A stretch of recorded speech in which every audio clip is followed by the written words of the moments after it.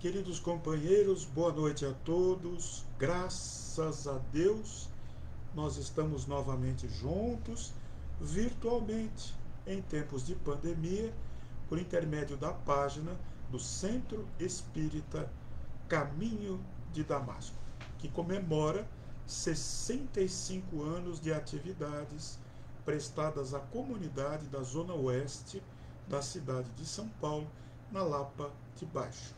As nossas saudações carinhosas aos nossos companheiros do Caminho de Damasco, ao nosso querido presidente da entidade, Reginaldo Malfatti, aos diretores, dirigentes, colaboradores, alunos, assistidos, frequentadores e amigos do Caminho de Damasco, nosso cordial boa noite, a nossa respeitosa saudação. Nós vamos iniciar a nossa reunião virtual desta noite, como nós fazemos sempre nas reuniões presenciais do Caminho de Damasco. Nós vamos iniciar em prece. Eu convido a todos que nos acompanham por intermédio das redes sociais, aqueles que desejarem nos acompanhar em prece, a fechar os olhos, onde quer que esteja, não importa. Vamos fechar os olhos suavemente, mentalizar a figura do nosso meigo e amado Mestre, Jesus Cristo, o Messias, o Salvador, o Divino Amigo. Com Jesus em nossos corações, vamos nos recordar da prece que Ele nos ensinou. Acompanhe a prece em silêncio, por intermédio do pensamento sintonizado em Jesus. Pai nosso, que estais nos céus, santificado seja o vosso nome. Venha a nós o vosso reino.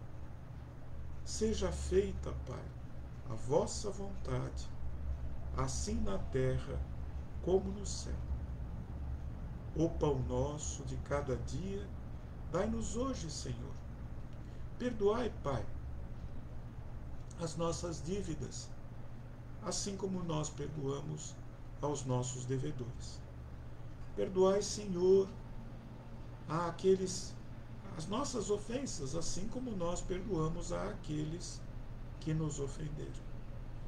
E não nos deixeis, Pai, que caiamos em tentações, mas livra-nos, Senhor, de todos os males, que assim seja, graças a Deus.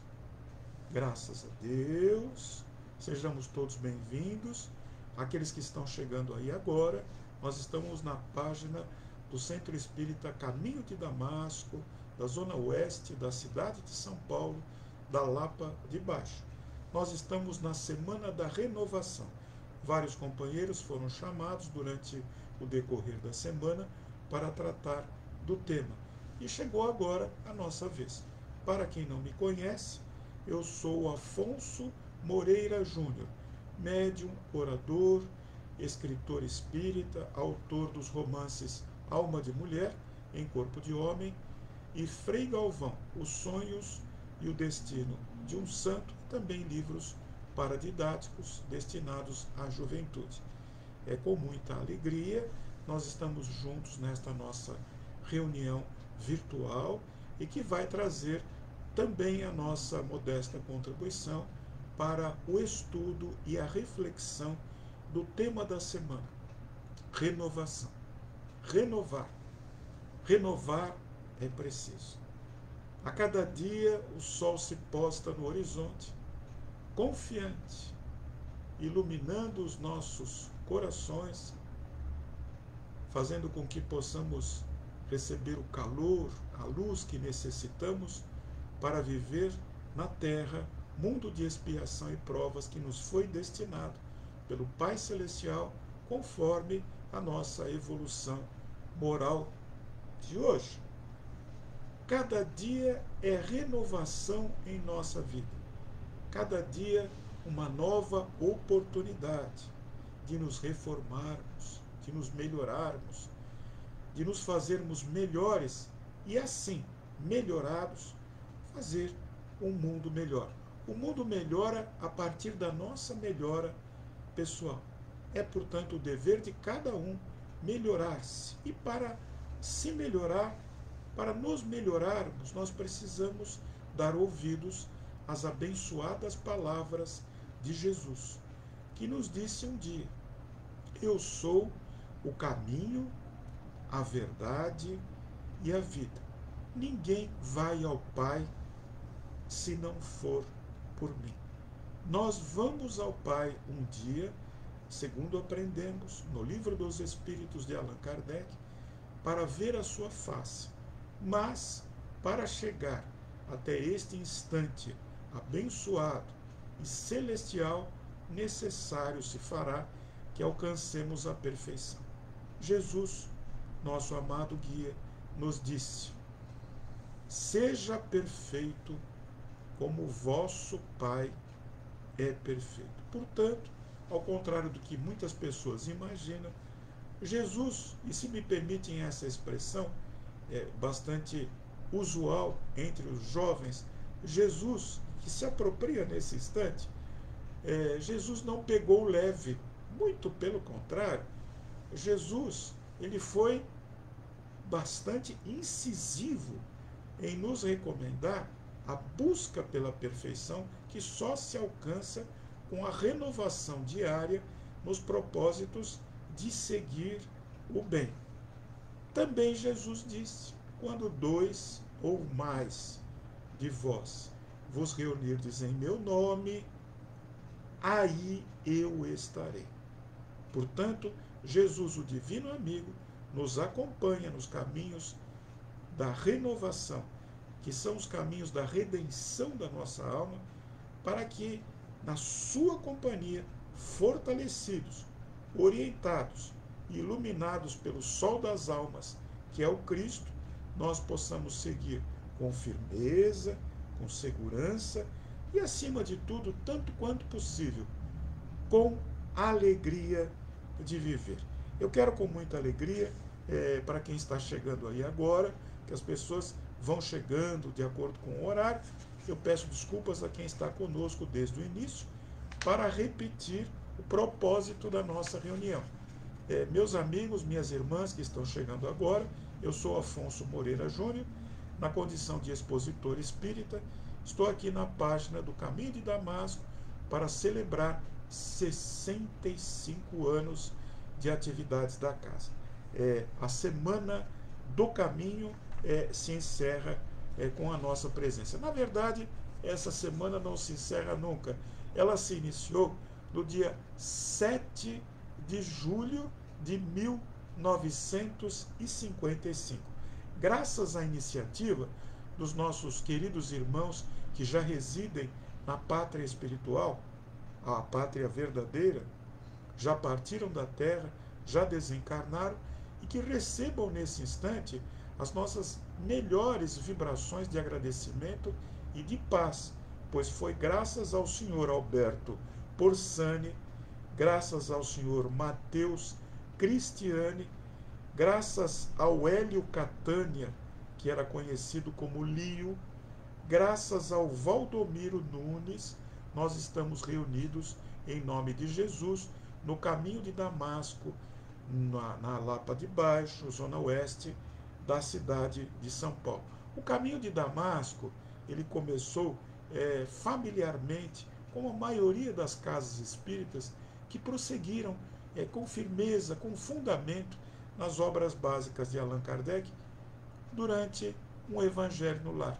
E foi na casa, na residência do senhor Alberto Porsani, que a primeira sementinha foi lançada, alcançou solo fértil e, graças a Deus, prosseguiu até hoje. Eu quero, em nome de todos os trabalhadores do Centro Espírita Caminho de Damasco, saudar o nosso presidente, o senhor Reginaldo Malfatti, e seus diretores, homens de confiança, mulheres de confiança, que mantêm a casa em funcionamento, pedindo a Deus, nosso Pai, que abençoe a todos com bastante saúde, para que possam prosseguir a sua jornada, possam prosseguir a sua caminhada, em benefício de todos aqueles que frequentam a casa e que na casa recebem assistência social e assistência espiritual, com o aconchego, com o carinho, com o amor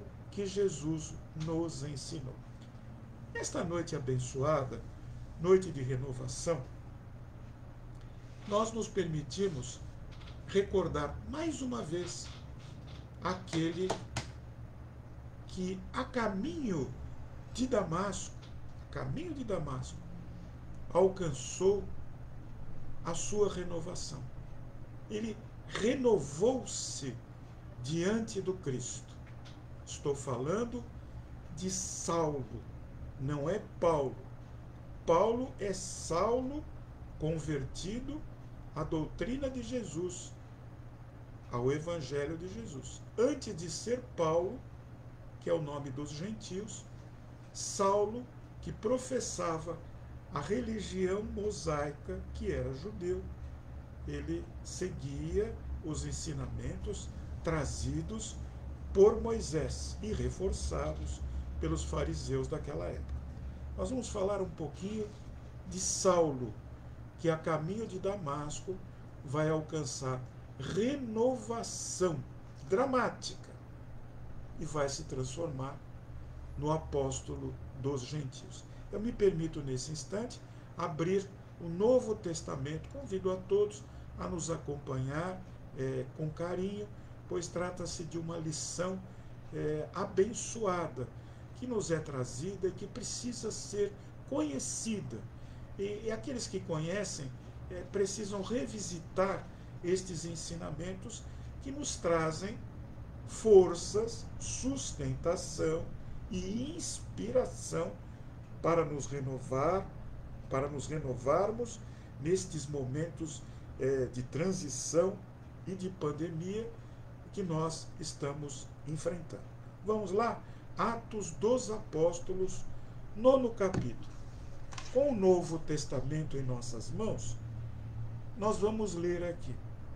E Saulo, inspirando ainda ameaças e mortes contra os discípulos de Jesus, dirigiu-se ao seu sumo sacerdote e pediu-lhe cartas, autorização para ir a Damasco, para as sinagogas de Damasco, a fim de que se encontrasse alguns daquela seita cristã, quer homens, quer mulheres, os conduzisse presos a Jerusalém. E Saulo, indo no caminho, aconteceu que, chegando perto da cidade de Damasco, subitamente o cercou um resplendor de luz que veio do céu. E, caindo em terra da sua montaria, ouviu uma voz que lhe dizia: Saulo, Saulo, por que me persegues? E ele respondeu: Quem és, Senhor? E disse o Senhor: Eu sou Jesus, a quem tu persegues. Duro é para ti recalcitrar contra os aguilhões. E ele, tremendo e atônito, disse a Jesus: Senhor, que queres que eu faça? E disse-lhe Jesus: Levanta-te e entra na cidade, e lá te será dito o que te convém fazer. E os homens que iam com ele pararam espantados, ouvindo a voz de Jesus, mas não vendo ninguém. E Saulo levantou-se do chão e, abrindo os olhos, não via a ninguém. E, guiando pela mão, os homens que o acompanhavam o conduziram à cidade de Damasco. E esteve lá Saulo, em Damasco, 3 dias sem enxergar, e não comeu e não bebeu. E havia em Damasco um certo discípulo de Jesus, chamado Ananias. E disse-lhe o Senhor, disse a Ananias, Ananias. E Ananias respondeu, eis-me aqui, Senhor. E disse-lhe Jesus, levanta-te e vai à rua chamada Direita e pergunta, em casa de Judas, por um homem de Tarso, chamado Saulo, pois eis que ele está orando. E numa visão, Saulo, ou melhor, Ananias viu que entrava um homem, ou melhor, Saulo, vamos lá. E numa visão, Saulo, a emoção que toma o nosso coração é grande. Este é o momento determinante para a nossa religião cristã. Antes de sermos espíritas, todos nós somos cristãos. Então, estava lá Saulo, e numa visão, Saulo, sem comer durante 3 dias, cego, aturdido, ele que tinha tanto poder na igreja mosaica, que tinha praticamente uma milícia a serviço dele, estava lá sozinho na casa de Judas. Estava lá recebido como um mendigo, como um homem que não tinha mais nada, pois havia perdido todo o seu poder, toda a sua força, a sua riqueza, o seu prestígio, porque havia sido tocado por Jesus e a sua fé se renovava. Mas ele pagava um preço por isso. Então vamos prosseguir aqui na leitura de Atos dos Apóstolos, 9º capítulo, a conversão de Saulo. Saulo é Paulo. Ele será Paulo depois que assumir a condição de missionário do Cristo. Mas esse momento não havia chegado. Ele estava na casa de Judas. Vamos lá. E numa visão, Saulo viu que entrava um homem chamado Ananias e punha sobre ele a mão para que tornasse a ver. E respondeu Ananias, Senhor, há muitos ouvi acerca deste homem. Quantos males tem feito nos seus seguidores em Jerusalém. E aqui tem poder dos principais dos sacerdotes para prender a todos que invocam o teu nome.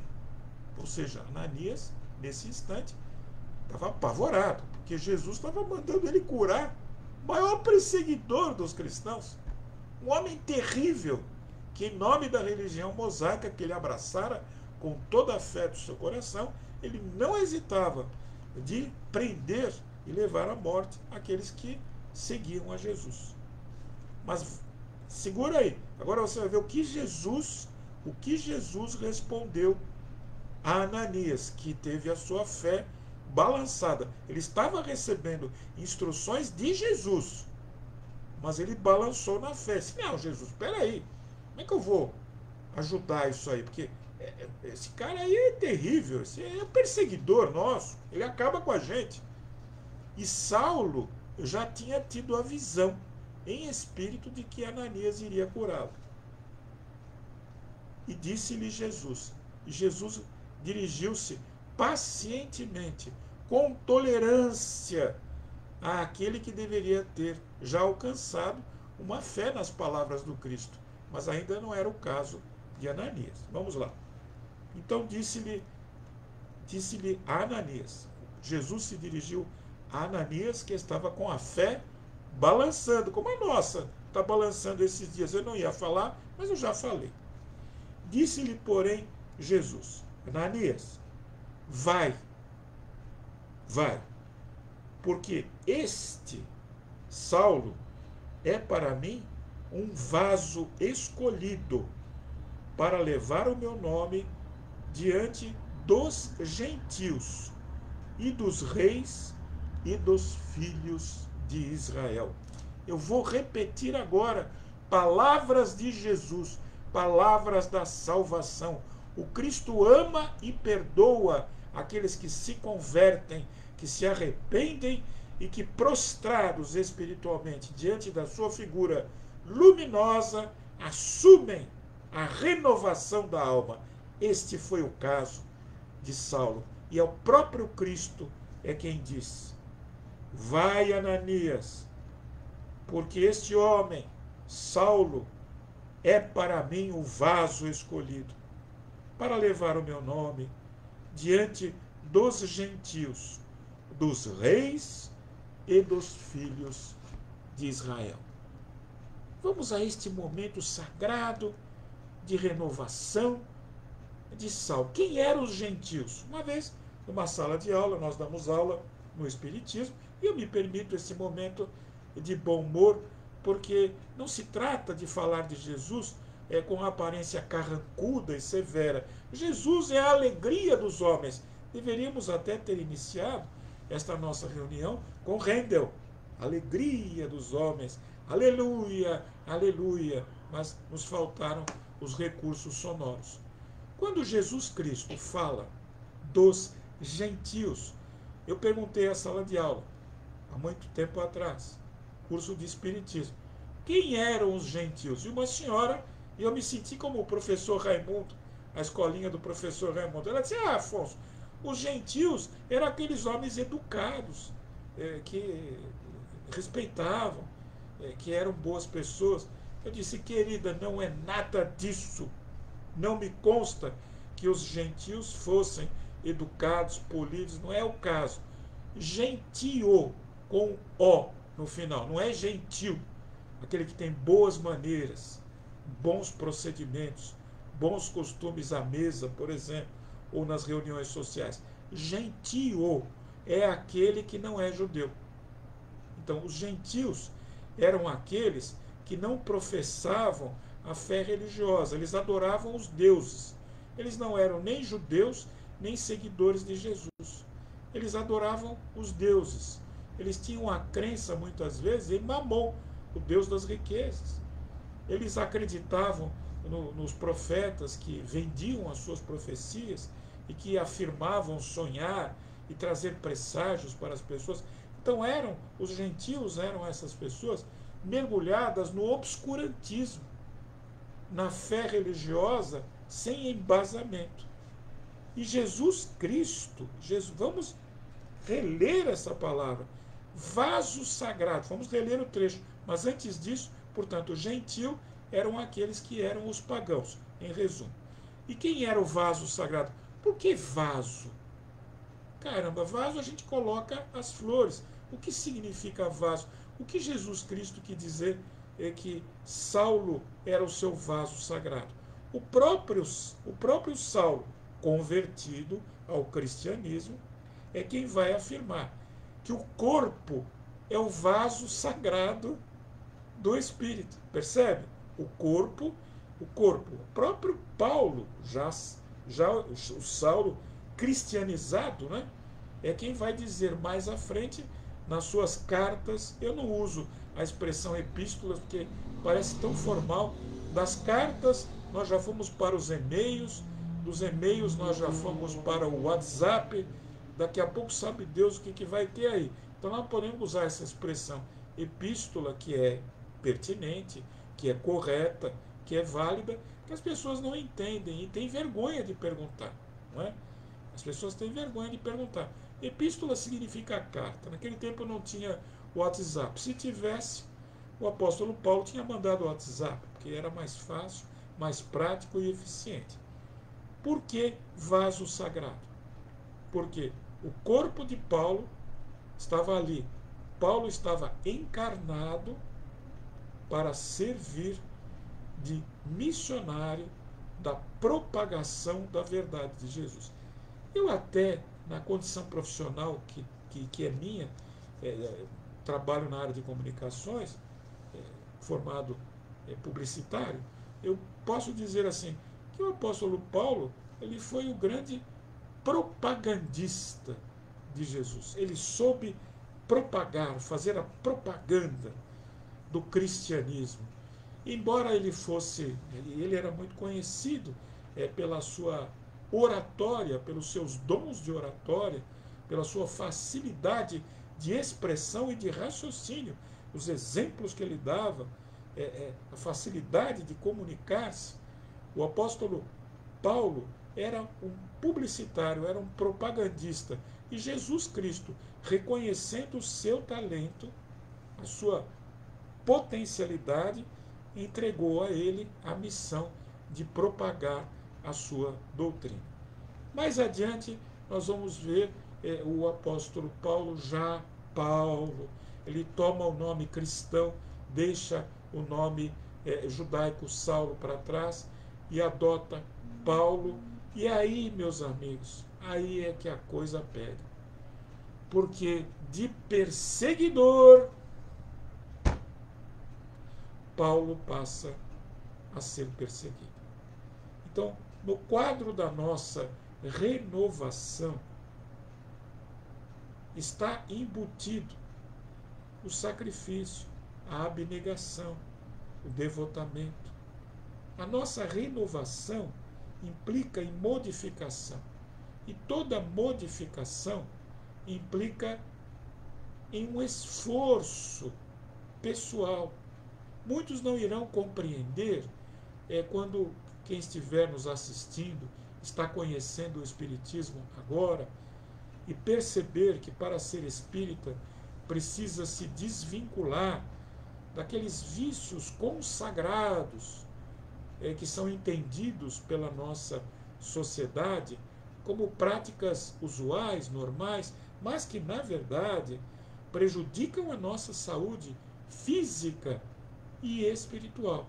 Então, quando vem a renovação e você deixa de beber a bebida alcoólica, ninguém entende.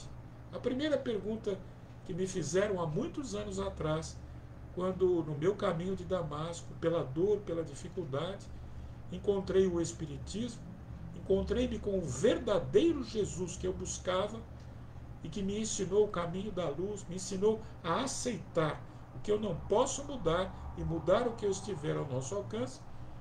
E quando eu parei de beber, porque estava ali na condição de médium, iniciando-me nos estudos espíritas, e fui informado nas aulas pelas terríveis consequências causadas pela bebida alcoólica.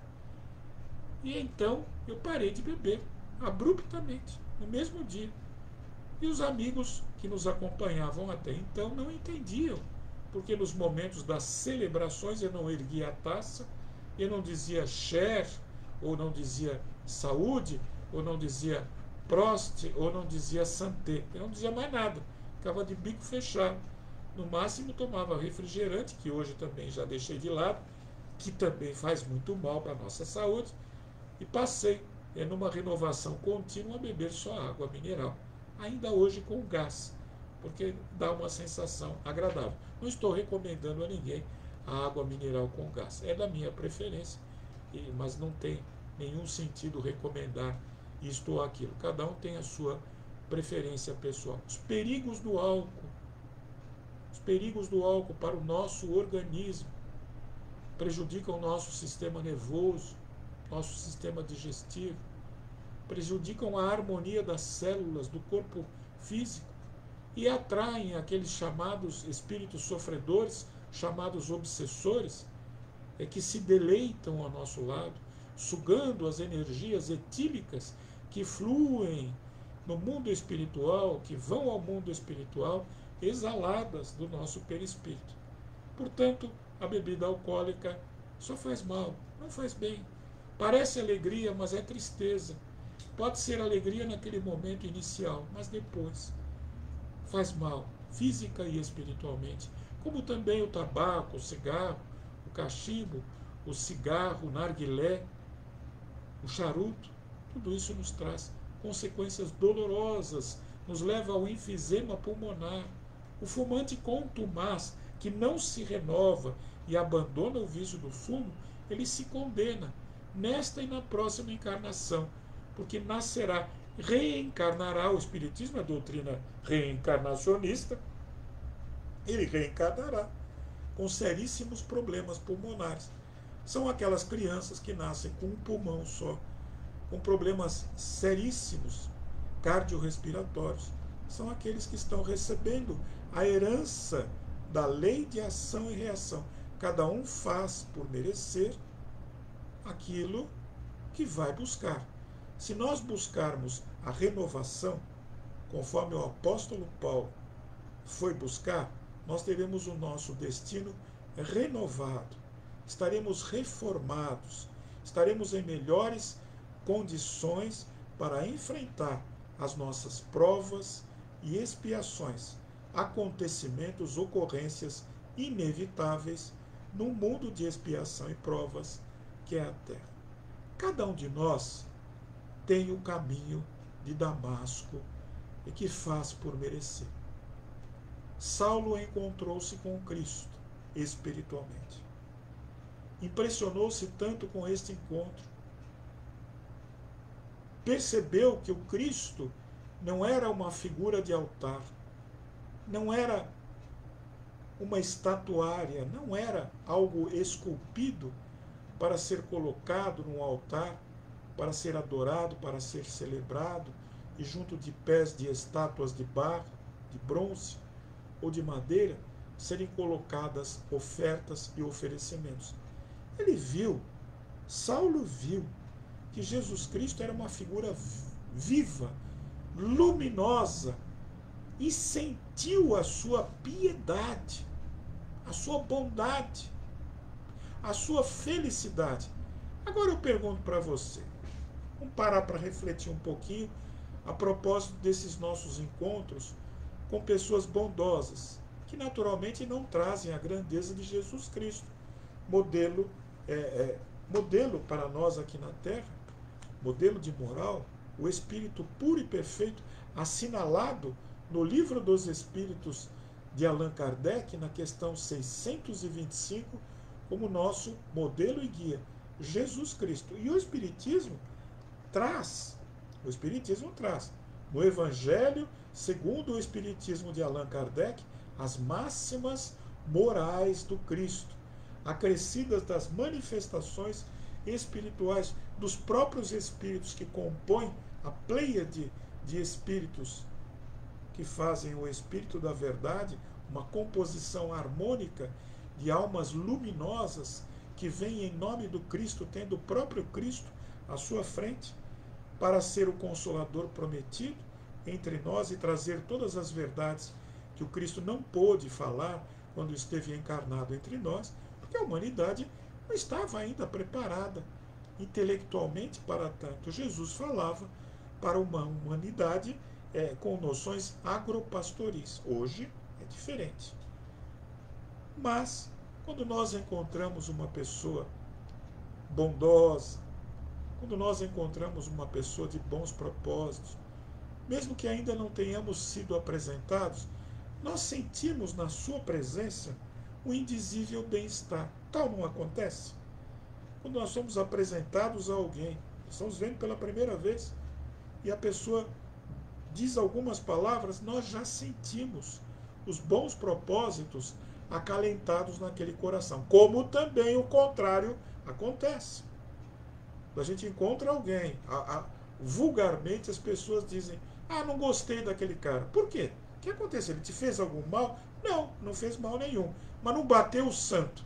Uma expressão bastante conhecida e que naturalmente estamos aqui colocando com bom humor. Mas o que em Espiritismo nós diríamos, não houve sintonia. Quando há uma sintonia do bem, quando nós sentimos que alguém nos trata com respeito, com carinho e com amor, nós nos convertemos a amigos daquela pessoa. Pois é. O apóstolo Paulo, que era Saulo, que era judeu, perseguidor dos cristãos, quando se encontra com o Espírito puro e perfeito, Jesus Cristo, a sua montaria se assusta com aquela luz, porque os animais também têm visão espiritual.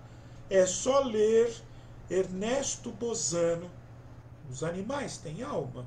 Eu recomendo a você ler este livro. Os Animais Têm Alma, Ernesto Bozano. Vai na fonte, porque tem muita literatura aí que eventualmente se perde em divagações. Ernesto Bozano, estudioso do espiritismo, da fenomenologia espírita, explica a mediunidade dos animais. O cavalo em que Saulo estava montado, ele se assusta. E Saulo, literalmente, todos conhecem a expressão, cai do cavalo. Como nós caímos do cavalo, não estamos fazendo alguma coisa errada, nós caímos do cavalo. Ah, o que aconteceu com o fulano? O que aconteceu com ele? Perdeu tudo, caiu do cavalo, estava enganando, estava prejudicando ali. Como é que ele está? Ah, está numa pior. Saulo, perseguidor dos cristãos, estava errado, porque estava perseguindo homens de bem, mulheres de bem, crianças, filhos de homens de bem, que abraçavam a crença de Jesus, que não tinha nada a ver com aquelas celebrações, com aqueles rituais, com toda aquela pompa e circunstância pregada na religião que Saulo abraçara. E que, além de tudo, ainda perseguia aqueles que ousavam não seguir aquela cartilha.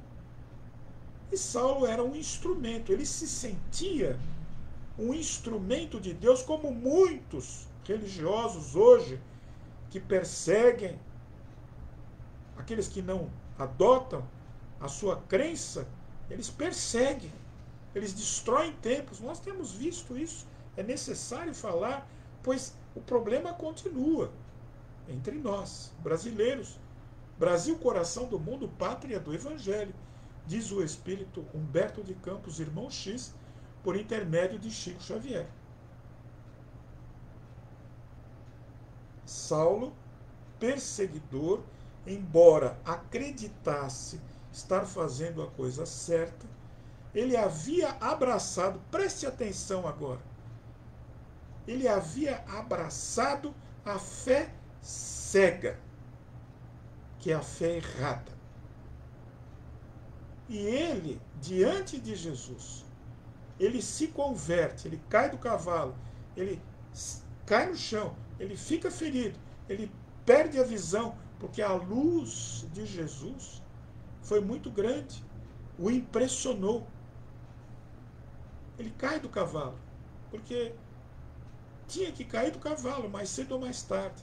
E como ele tinha valor espiritual, ele só precisava ser corrigido. E ele foi corrigido por Jesus. Jesus corrige a nossa rota quando nós estamos errados, nos fazendo cair do cavalo. Você não está satisfeito com o emprego que você tem? Está ruim? Está péssimo? Você apronta, não dá valor? Cai do cavalo, vai ficar desempregado. E aí? Vai ter que aprender a dar valor. Vai ter que aprender a trabalhar bem, com bons propósitos. Aqueles que não dão valor à família, que acham que a família não presta, que o filho é ruim, que a mulher isso, que é aquilo, porque a família é nossa herança espiritual. Eles entram em choque com a família, viram a mesa e acabam na rua. Muitas criaturas em situação de rua, como se diz hoje, para quem mora na rua, morador em situação de rua é uma expressão bastante elaborada, mas quer dizer, gente que não tem onde morar, mora na rua, está perdido lá. Eles confessam que se arrependem de ter abandonado a família, de ter ultrajado a família, porque caíram do cavalo. Não tem família, não tem apoio. Saulo encontra a sua família espiritual, que são os apóstolos encarnados de Jesus, que a princípio o recebem com estranheza, mas com o passar do tempo, sentindo os bons propósitos daquele coração aflito, passam a lhe dar apoio. Mas isso já é uma outra história, que fica para uma outra oportunidade e uma outra palestra, se assim nos for dada a oportunidade e o privilégio de estar aqui novamente na Casa Espírita Caminho de Damasco. O que nós queríamos de lembrar aqui, que este momento de conversão de Paulo, de Saulo, transforma-se em Paulo, é a mesma pessoa, mas não é. É igual, mas é diferente. É a mesma pessoa com outra crença, com outra religião em seu coração. Saulo, ele deixa de seguir aquela ordem, olho por olho, dente por dente. Ele passa a seguir o ensinamento de Jesus, perdoar 70 vezes 7. Este momento de conversão de Saulo, ele é eternizado, se me permitem essa expressão, numa tela muito célebre. Na verdade é um óleo, um quadro a óleo pintado sobre lona, de autoria de Caravaggio, uma alma sofrida, mas que conseguiu, nos seus trabalhos, expressar com grandeza as emoções humanas.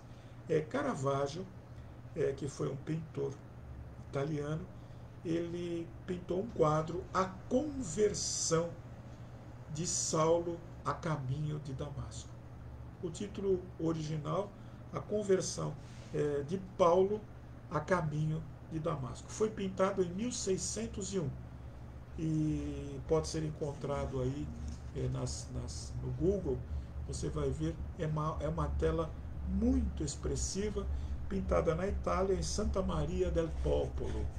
Caravaggio, que Deus o abençoe por essa obra belíssima, que é naturalmente fruto da sua imaginação, mas que retrata muito bem Saulo caído no chão, aturdido, surpreso. O cavalo parece que está vivo, uma pintura belíssima, e que retrata esse instante.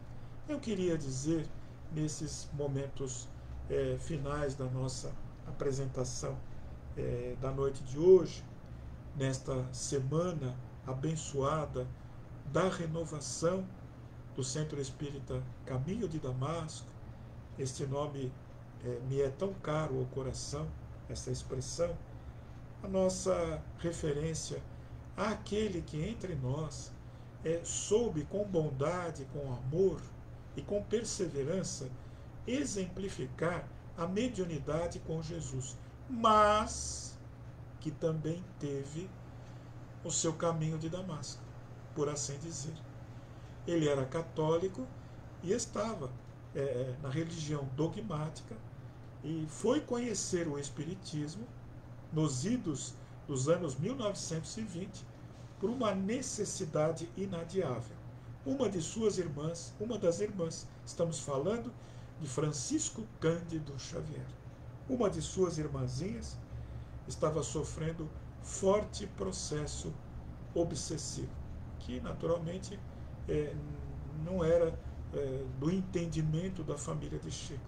Procurados os médicos, as cargas de remédio, nada resolvia o problema daquela mulher que regurgitava e que gritava, que não tinha momento para perder o equilíbrio e parecia entregue a forças estranhas que assumiam o controle do seu corpo. Finalmente, depois de todas as tentativas, a família de Chico Xavier leva a moça para o Espiritismo. Ela é atendida pelo senhor José Hermínio Perácio e dona Carmen Perácio, que eram médiuns, dirigentes espíritas, que passam a fazer o Evangelho no Lar, na casa do Chico, atendem esta senhora mediunicamente, e ela vai encontrar miraculosamente a sua cura. Esse foi o caminho de Damasco dessa senhora que se cura, que vai encontrar a religião do amor e de Jesus e perceber que para nos libertarmos das más influências dos chamados obsessores, precisamos ajudá-los a se converterem ao caminho do amor e da paz, perdoá-los 70 vezes 7. E Chico, que já era médium, ele começa a perceber, ele começa, a partir deste caso, que envolve a própria irmã, porque ele participa ativamente da sua cura, ele passa a perceber no Espiritismo o seu caminho de luz, passa a perceber que o Espiritismo era a sua religião do coração. E no dia 8 de julho de 1927, Caminho de Damasco foi fundado dia 7 de julho de 1955. Chico Xavier conhece a mediunidade praticada da psicografia, solicitado por Dona Carmen. Ele toma o lápis e começa a psicografar no dia 8 de julho de 1927. É a primeira sessão espírita da qual ele participa formalmente como médium.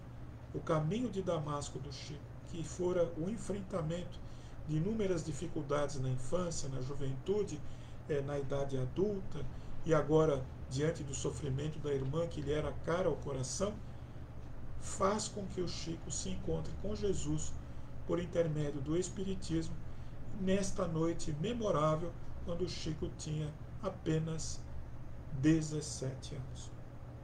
Um pouquinho mais adiante, em 1929, o Chico vai encontrar-se com o Espírito Emmanuel, que lhe adianta a missão de psicografar inicialmente 100 livros. E Chico se surpreende, sente o peso da responsabilidade nas costas, mas não se atemoriza, porque descobre que os espíritos benfeitores com Jesus Cristo estavam ao seu lado para auxiliá-lo. E mais de 500 obras foram publicadas até hoje, psicografadas por Chico Xavier. O primeiro livro, Parnaso de Além Túmulo, que começa a ser escrito, que começa a ser elaborado como um volume formal de poesias, poetas desencarnados que se manifestam por intermédio de Chico Xavier e que ganha corpo no ano de 1931 e é publicado em 1932 pela Federação Espírita Brasileira, a FEB. O Espiritismo no Brasil não seria o que é hoje, não fosse o trabalho do missionário Francisco Cândido Xavier. O cristianismo não seria no mundo se não fosse o trabalho missionário do apóstolo Paulo, que nos empresta o seu nome para que possamos chamar a nossa cidade de São Paulo. O nosso agradecimento aos espíritos benfeitores que acompanham o Caminho de Damasco desde o ano de 1955, auxiliando a todos aqueles que buscam a renovação da alma para ir ao encontro da paz e da felicidade por intermédio de Jesus Cristo redivivo, no cristianismo verdadeiro e puro, despido de adereços, que se encontra no Evangelho segundo o Espiritismo de Allan Kardec. Eu sou paz, eu sou luz, eu sou saúde. O mal que me fazem não me faz mal. O único mal que me faz mal é o mal que eu fizer para alguém. Porque o mal que eu fizer para outra pessoa me tornará um homem mau e, portanto, vulnerável a todos os males que existem na terra.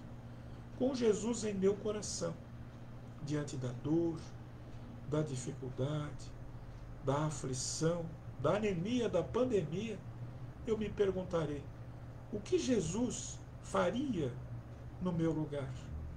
O que Jesus faria se estivesse no meu lugar? A voz da consciência, que é a presença de Deus em nossa alma, a presença das leis divinas em nossa alma, irá nos responder.